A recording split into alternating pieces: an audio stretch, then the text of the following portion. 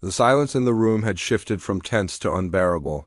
Each second dragged like an hour, the ticking of the clock cutting through the air like a blade. Daniel tried to shift in his seat, attempting to recover some sense of control, but the alcohol clouded his sharpness and the atmosphere weighed him down. His smirk had vanished, replaced by a guarded uncertainty, and his eyes flickered toward the door as if silently measuring the distance. Lavra sat rigid, her breathing shallow, her face pale as though all the blood had drained from it. She had begun to understand that the night would not end in polite conversation, that Michael had crafted this moment with chilling precision, and that there was no escape. Michael leaned forward, resting his elbows on his knees, his voice still calm but carrying an unmistakable edge. He spoke of betrayal again, this time without disguise, his words painting vivid images of what it felt like to give your trust to someone only to have it shattered. He described the emptiness that grew each night as he lay awake, staring at the ceiling while his wife whispered to another man in the dark. He described the humiliation of knowing that every smile, every touch, every kiss she gave him was a performance meant to conceal her real devotion. His words were not loud, but they struck like hammers, each one pounding into Lavra and Daniel until neither could breathe easily. Daniel tried to interrupt, his voice carrying false bravado as he muttered something about accidents and misunderstandings. But Michael's eyes cut to him with a look so cold, so unwavering, that Daniel's words died in his throat. For the first time that night, he realized he wasn't sitting across from a wounded husband seeking explanations. He was sitting across from a man who had already decided what must be done. Michael rose slowly, his movements deliberate, almost graceful, as though he had rehearsed this moment countless times. He walked to the cabinet again, opening it without a word. The sound of the creaking hinges seemed deafening in the silence. Lavra clutched her glass, her hand trembling violently now, as though she expected him to return with something terrible. Michael took his time, shifting bottles and boxes until finally pulling free a small wooden case. He placed it on the coffee table and opened it with care. Inside, neatly arranged, were tools that did not belong to any dinner setting. Lavra gasped quietly, pressing a hand to her mouth, while Daniel sat up straighter, the haze of wine evaporating from his mind. The realization hit both of them at once. Michael had not invited Daniel here to talk. He had invited him into a carefully constructed trap. The warm meal, the expensive wine, the polite conversation, all of it had been a mask, designed to lead to this moment. Michael's voice remained even as he spoke again, explaining not in anger but in chilling rationality. He told them that lies demanded payment, that betrayal could not go unanswered, and that he was not the kind of man to be mocked or discarded. He said it as though it were law, as though the universe itself had written the words and he was only carrying them out. The calmness made it worse because it left no room for negotiation. Rage could be reasoned with, but calm determination could not. Daniel finally stood, trying to reclaim control, his hands raised slightly in a gesture of surrender. He tried to speak, his voice louder now, insisting that this had gone far enough. But Michael did not flinch, did not move, did not even blink. He only tilted his head slightly as though studying Daniel like an insect caught in glass. Lavra whispered her husband's name, her voice trembling with desperation, but he ignored her too. What happened next was swift and irreversible. Michael moved with precision, his actions guided not by impulse but by weeks of careful planning. The tools he had prepared were not chosen randomly. They were deliberate, efficient, and final. Daniel struggled, his earlier arrogance vanishing in a flurry of fear and desperation. He shouted, cursed, begged, but the sound carried no power in the closed room. Laura's cries pierced the air, her horror spilling into every corner of the house, but it was too late. The trap had already sprung, and Michael was relentless. When the chaos ended, the silence returned, heavier than before. Daniel lay motionless, his smugness erased forever. Lavra was crumpled in her chair, her face streaked with tears, her body shaking violently as she tried to comprehend what she had just witnessed. And Michael stood in the center of it all, breathing steadily, his face calm, his eyes steady. He did not look triumphant. He did not look broken. He looked resolved, as though he had merely completed a task that had been waiting for him all along. The cleanup was methodical. Michael moved through the motions with chilling efficiency, wiping surfaces, gathering items, ensuring that the scene would tell a story he could control. He already knew what he would say when the time came. The story was simple, believable, one that painted Daniel as the aggressor, the intruder, the man who had gone too far. And Michael, the faithful husband, had defended himself and his wife when there was no other choice. It was a narrative that fit neatly into the expectations of the world outside, a narrative that would make him the victim rather than the monster. By the time the night ended, the house was silent once more. Michael and Lavra sat together on the couch, their clothes disheveled, their faces pale, their eyes hollow. She leaned against him not out of love but out of fear, her body trembling as though it might shatter at any moment. He placed an arm around her shoulders, not to comfort her but to remind her of what now bound them together. She understood without words that she could never leave, never betray him again. Because they now shared a secret so dark it chained them to one another forever? When the neighbors later heard fragments of the story, they spoke in hushed tones about the tragedy that had unfolded in the quiet cul-de-sac. They shook their heads, expressing shock that such violence could happen behind such a calm facade. They repeated the story that Michael told, the story that painted him as the man who had defended his home against an intruder. Few questioned it, few wanted to. It was easier to believe the surface than to dig into the shadows. But behind the walls of that house, the truth lingered like a poison. Lavrai lived with it every day, the weight of silence pressing on her chest, the memory of that night burning behind her eyes. And Michael lived with it too, though not as guilt but as certainty. He had taken back control, and in his mind justice had been served. To the outside world he remained the devoted husband, the calm neighbor, the man who had endured a terrible ordeal.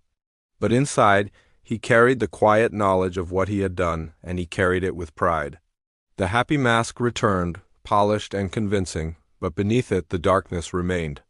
And though no one in the neighborhood could see it, Lavra knew it was always there, waiting, watching, reminding her that she had crossed a line she could never cross again. The tension in the living room was thick enough to suffocate. Michael sat perfectly composed, his hand steady as he swirled the wine in his glass, eyes calmly fixed on Daniel. The younger man leaned back with a casual smirk. Still convinced he was in control, as though he were the one being entertained? Lavra sat between them, her posture stiff, her fingers gripping her glass so tightly her knuckles turned white. She hadn't spoken much since the evening began, but her silence carried the weight of dread. She could feel something was wrong, even if she couldn't yet put it into words. Michael broke the silence first, not with accusations, but with carefully chosen remarks that pulled Daniel deeper into the conversation. He asked about risk, about thrill, about the lines people crossed for excitement. Each question was framed in a way that seemed harmless, even playful, but it encouraged Daniel to reveal more of himself. Fueled by alcohol and arrogance, Daniel obliged. He spoke about how life was dull unless you broke the rules, how forbidden pleasures were the sweetest, how men should take what they wanted regardless of the cost. He laughed as though his words were charming, but Michael listened with a predator's focus, filing every boast away. Lavra shifted uncomfortably at Daniel's boldness. She glanced at Michael, searching his expression for anger, for signs of confrontation, but found only the same unsettling calm. That calm was worse than rage. Rage would have been human, understandable, even forgivable.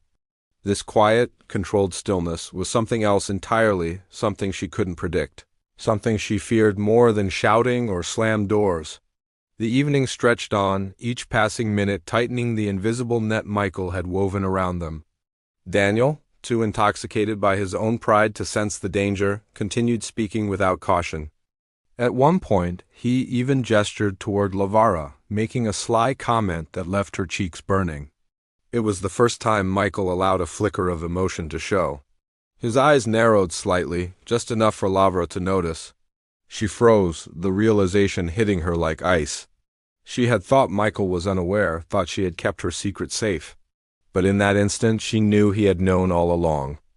Michael set his glass down with deliberate care. The sound of crystal against wood echoed in the silence, sharp and final. He leaned forward slightly, his gaze fixed on Daniel, his voice low and steady as he began to speak, not about work, not about hobbies, but about betrayal. He didn't use names, didn't point fingers, but the meaning was unmistakable. He spoke about trust broken in the most intimate of ways, about the arrogance of men who believed they could take what belonged to another without consequence. He spoke about masks, about lies, about the thin line between civility and violence. His words were calm, almost philosophical, but they carried an undercurrent so sharp it made the air feel colder.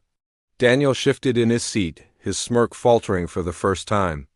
He glanced at Lavra, who sat frozen, her face pale, her lips pressed into a thin line. Michael noticed the unease and allowed a small smile to form, a smile that wasn't friendly but predatory. The roles were shifting, and Daniel was beginning to feel it. The clock ticked loudly in the background, each second stretching into eternity. Michael rose slowly from his chair, moving toward the cabinet where he kept more wine. He opened it deliberately, letting the sound of the creaking door fill the silence. Inside the cabinet, hidden from casual view, lay the tools of his plan. He didn't reach for them yet, but the knowledge of their presence filled him with control. He poured more wine, returned to his seat, and handed Daniel the glass. Daniel accepted it, though his hand shook slightly, betraying the first cracks in his confidence. Michael leaned back once again, his tone casual as he began asking Daniel questions that cut closer to the bone. He asked about loyalty, about the value of promises, about the satisfaction a man might feel when he believed he had stolen another man's happiness. Daniel tried to laugh, tried to answer with bravado, but his words stumbled. The alcohol no longer worked in his favor. It loosened his tongue too much, made his confidence unravel. Lavra finally spoke, her voice trembling as she suggested they end the night, that it was getting late. But Michael ignored her, his eyes never leaving Daniel. The room felt smaller now, the walls closer, the air heavier. Lavra realized then that she wasn't just watching an uncomfortable conversation. She was trapped in something far darker. Michael let the silence hang again before speaking, his words colder this time. He spoke of inevitability, of consequences that came for every choice, of debts that could not be ignored. His voice remained even, but beneath the calmness lay a promise of violence. Daniel shifted uncomfortably, his smirk gone completely now. He tried to respond, but Michael raised a hand slightly, stopping him. The gesture was quiet but commanding, a reminder of who held control. Laura's heart pounded in her chest. She looked at Michael and saw not her husband, but a man transformed, a man stripped of the softness she had once known. She opened her mouth to speak again, to plead perhaps, but Michael's glance silenced her. It wasn't anger in his eyes, it was something worse. It was determination. The trap had closed. The doors were locked, the phones silenced, and the evening had shifted into something no one could walk away from unchanged.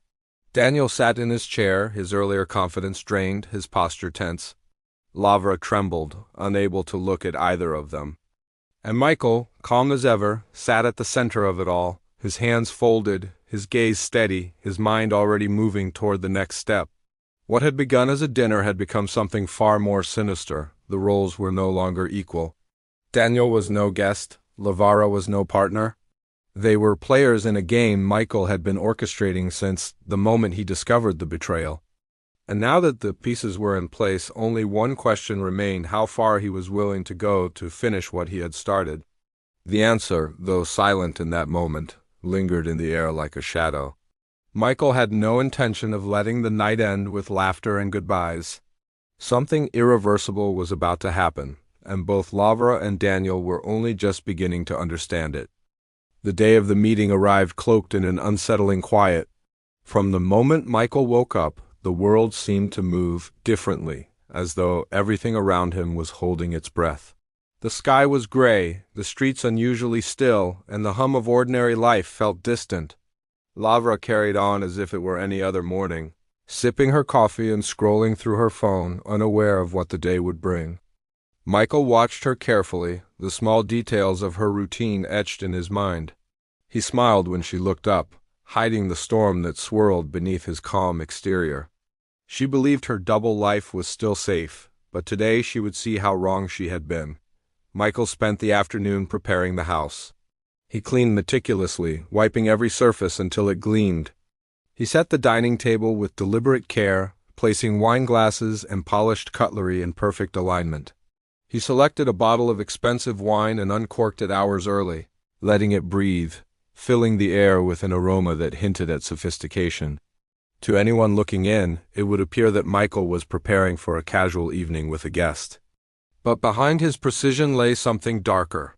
Each detail wasn't for comfort but for control, a stage set for a performance that neither Lavra nor Daniel would expect. Lavra seemed nervous as the hour drew closer.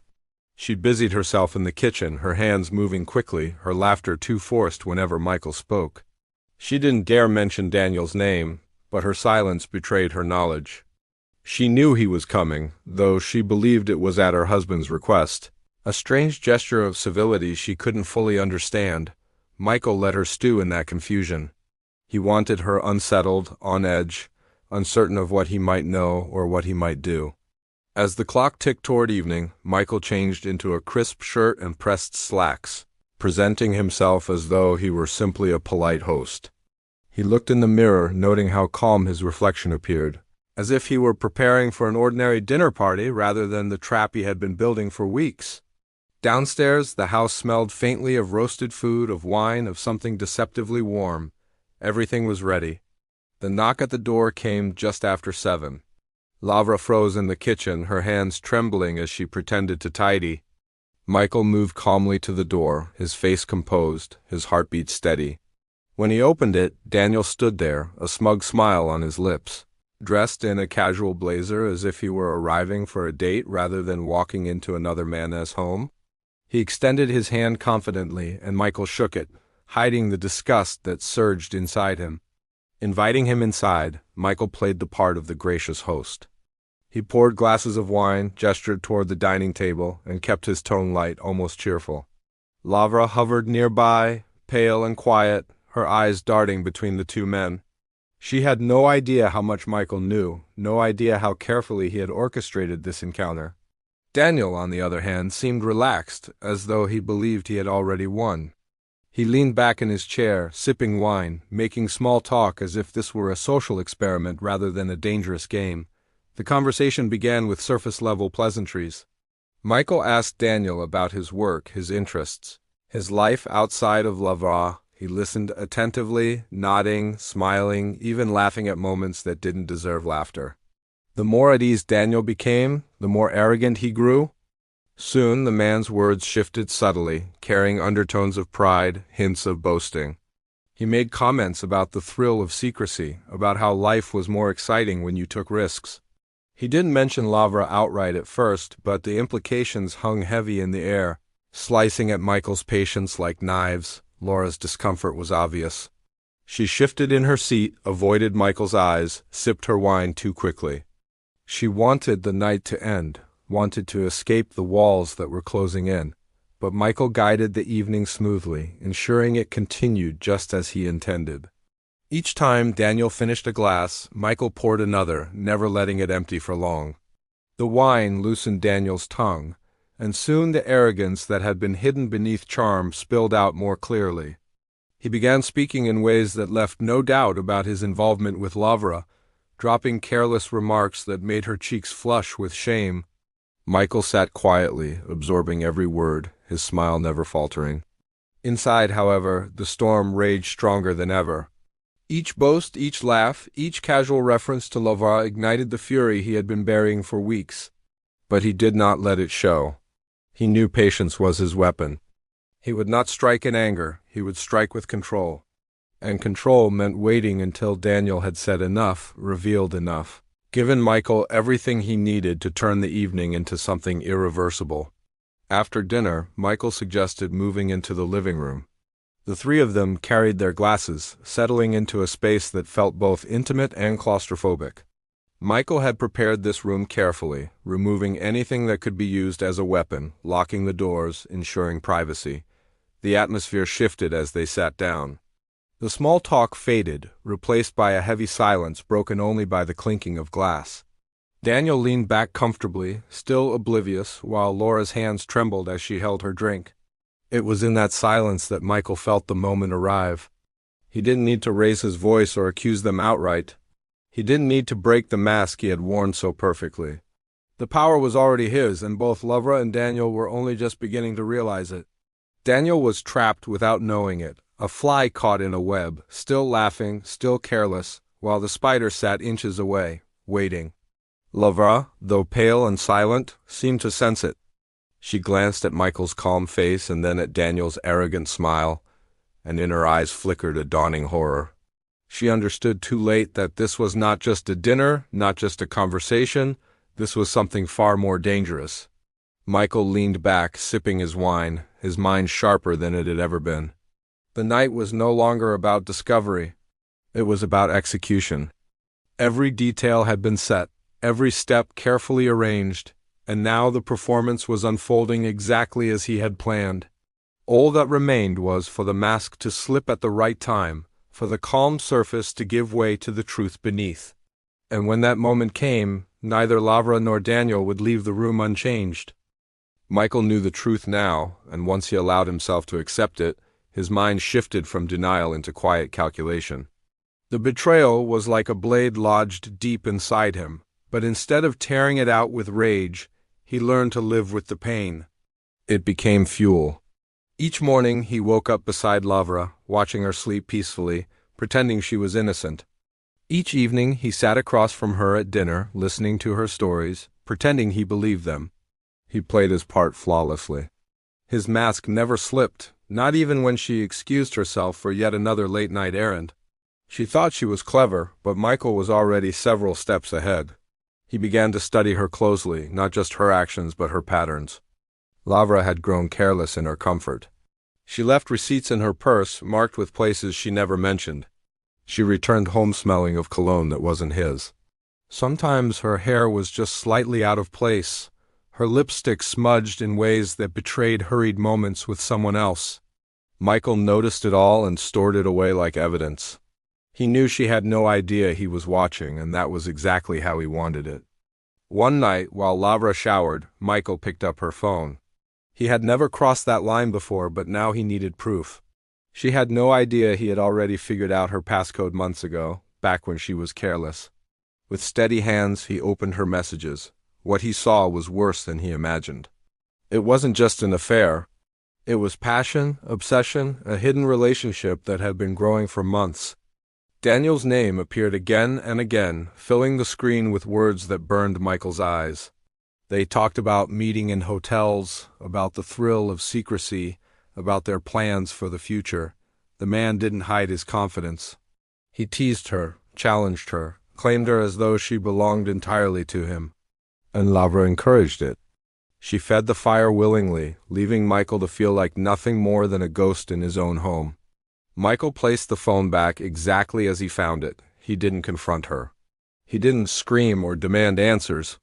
That would be too easy, too predictable. Instead, he began to plan. Confrontation would give her power, would make her the victim in her own story. But silence gave him control. He could choose when to reveal what he knew, how to use it, and what outcome he wanted. It was not just about revenge anymore. It was about balance. Michael needed Lavra to understand what she had done, and Daniel needed to pay for inserting himself into their marriage so brazenly. Over the following weeks, Michael's behavior confused Lavra. He was calmer, kinder even, as though he was trying to win her back without knowing the truth. She didn't realize that his patience was not affection but strategy. He started leaving hints, subtle enough to unsettle her but not enough to provoke suspicion. He mentioned places she had been without telling him, watched her face tense before she laughed it off. He asked about her day at times when he knew she had been with Daniel, enjoying the flicker of guilt in her eyes. These were his silent victories, small reminders that he was not as oblivious as she believed, but Michael wanted more than hints. He wanted complete control. To achieve that, he needed Daniel to walk straight into his world, willingly, unaware of the danger. Michael decided he would not chase Laura's lover, nor would he expose him directly. Instead, he would extend an invitation, crafted carefully, designed to draw Daniel closer. He began by learning everything he could about the man. Daniel was younger, reckless, a man who thrived on danger and excitement. He had no idea that Michael was aware of him, and that ignorance was his weakness. Late at night, while Lavra slept, Michael crafted his plan. He created an email from a new account, one that Daniel would believe came from Lavra. In it, He hinted that Michael knew about their relationship but wanted to speak privately. He disguised the tone, made it sound as though Lavra was trying to protect them both, explaining that Michael wasn't angry but curious.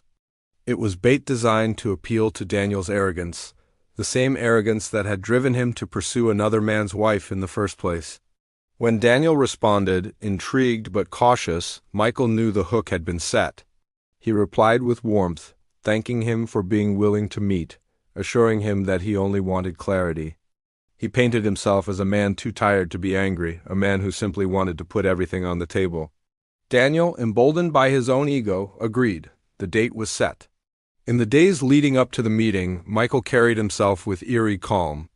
Lavra remained oblivious, continuing her lies, still sneaking off to meet Daniel whenever she could. She didn't realize that the walls were closing in, that Michael already controlled every detail of what would happen next. He went through their home carefully, ensuring it was spotless, arranging everything to appear warm and welcoming. He chose the wine carefully, a vintage Daniel would not resist. He imagined the scene over and over, the three of them sitting together, the tension thick, Daniel smug, Lavra pale with dread. It would be the perfect stage for what was coming. But beneath his planning, something else stirred inside Michael. A strange clarity, a coldness he had never known before. He no longer thought of himself as a betrayed husband, but as a man with absolute control over his wife and her lover. The betrayal had transformed him, reshaped him into something sharper, stronger, more dangerous. Each night he lay awake, not with pain but with anticipation. He knew what was coming and he welcomed it. The night before the meeting, Lavra kissed him goodnight, oblivious to what he had prepared. She whispered words that sounded hollow to him, words she probably rehearsed while lying in another man's arms. Michael smiled, kissed her back, and waited for her to fall asleep.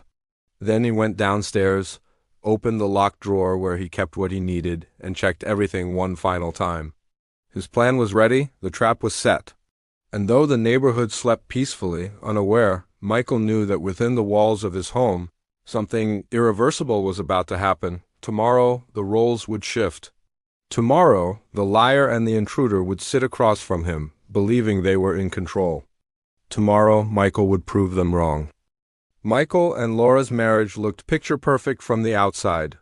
Friends and neighbors often admired the way they carried themselves, how they smiled at gatherings, and how their home always looked warm and inviting. Their house sat neatly at the end of a cul-de-sac, its windows glowing softly in the evenings like a postcard image of suburban bliss.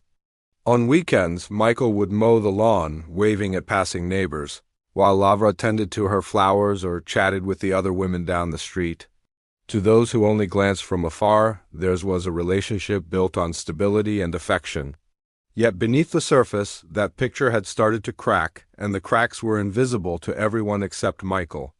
He had always trusted Lavra. From the moment they married, he dedicated himself to building a future that could make her proud. Long hours at his architectural firm were not just for him, they were for both of them, for the life he thought they wanted together. When he came home late, he expected Lavra to be tired, waiting quietly, maybe a little lonely. But instead, he began noticing subtle shifts. At first, they were easy to dismiss. She was more energetic, more attentive to her appearance, dressing as though she had places to go when she didn't. She laughed more on the phone in ways she didn't when speaking to him. Then came the excuse yoga classes that stretched into the evening. Errands that lasted hours, unexplained absences that she brushed away with vague answers. Michael tried to ignore it. He told himself he was paranoid, that work was making him bitter, that Lavra deserved her space. But deep down, something gnawed at him. His instincts whispered that the rhythm of their marriage had changed, and he couldn't silence that whisper. He began to notice the small things, the ones most husbands might miss. Her phone, once left on the counter without a second thought, was now always in her pocket or tucked into her bag. Notifications came late at night, lighting up the room in a blue glow while she claimed it was nothing important. When Michael reached for her hand, she sometimes pulled away too quickly, and though she always smiled to cover it, that smile felt rehearsed. The unease followed him everywhere. At work, while reviewing blueprints or meeting clients, his mind would wander back to Lavra. He replayed every moment in his head, every excuse she had given, every laugh he didn't recognize. The tension weighed on him, but outwardly he kept up appearances. He still waved at neighbors, still made polite conversation, still smiled when Lavra brushed a kiss on his cheek in front of others. But inside, a storm was building. The turning point came one ordinary evening. Michael had finished a project earlier than expected and decided to surprise Lavra by coming home.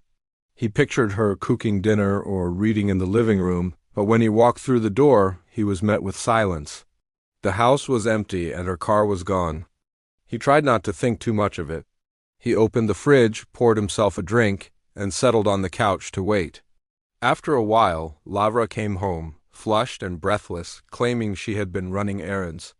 She kissed him, distracted, before rushing to her phone that had been left on the counter. That was when it happened. Before she reached it, the screen lit up with a message. Michael's eyes caught it in a split second, and everything inside him froze. The words weren't vague. They weren't friendly. They were intimate. A man had sent them, and there was no way to explain them away. Michael felt his pulse pound in his ears as Lavra quickly snatched the phone, tucking it out of sight with a nervous laugh. She brushed off his questioning look, but she didn't know what he had already seen. In that moment, the truth Michael had tried so hard to avoid settled firmly in his mind. Lavra wasn't just distracted, she wasn't just distant, she was unfaithful. But instead of confronting her with anger, instead of demanding answers, Michael did something unexpected. He smiled. He nodded. He acted as though nothing was wrong. The storm inside him quieted, not because it was gone, but because it had found direction. If Lavra believed she was in control, if she believed her secret was still hidden, then Michael would have time. Time to understand, to uncover everything, to plan. From that night on, Michael's world changed. Every detail mattered. He began to watch more closely, pretending not to notice as Lavra stepped outside to take calls, or how she lingered before replying to certain messages. He took note of her absences, of the days she claimed to have errands but came home later than she should. He studied her expressions, how she seemed more alive after being away, how her eyes carried a light she didn't show him anymore. And though it broke him to admit it, he realized she wasn't just distracted by someone else, she was falling into something deeper. She had given herself to another man, and she thought Michael had no idea. But Michael was patient. He didn't shout, didn't threaten, didn't accuse. He carried himself as though everything was fine, though each night he lay awake staring at the ceiling, his mind racing with thoughts of betrayal. He pictured her with someone else, laughing, touching, sharing the parts of herself that were supposed to belong to him. The pain was unbearable, but so was the idea of letting her see it. He wouldn't give her that power. Instead, he would hold it close, sharpen it, and wait. Michael began digging quietly. He looked at bills, receipts, small traces of her activities. He pieced together patterns. There was a man named Daniel, younger and reckless, who had crossed the line from flirtation to something much darker. Lavra believed she had kept it hidden, but she underestimated Michael. He gathered each clue, storing them away like pieces of a puzzle. The more he discovered, the calmer he became, because now he had something Lavra didn't: knowledge. She might think she was in control, but in truth, Michael held the upper hand. And so, in their quiet suburban house, a strange dance began. Lavra continued her charade, believing her secret safe, while Michael played the role of the devoted husband, smiling, laughing, nodding. Neighbors saw nothing unusual. To them, the couple was just as they always had been: steady, charming, happy. But behind the curtains, a storm was waiting, one that neither Lavra nor her lover could predict. Michael had discovered the betrayal. And though he hid it well, he knew he would never be the same man again. He had already begun to think not about whether to confront her, but how.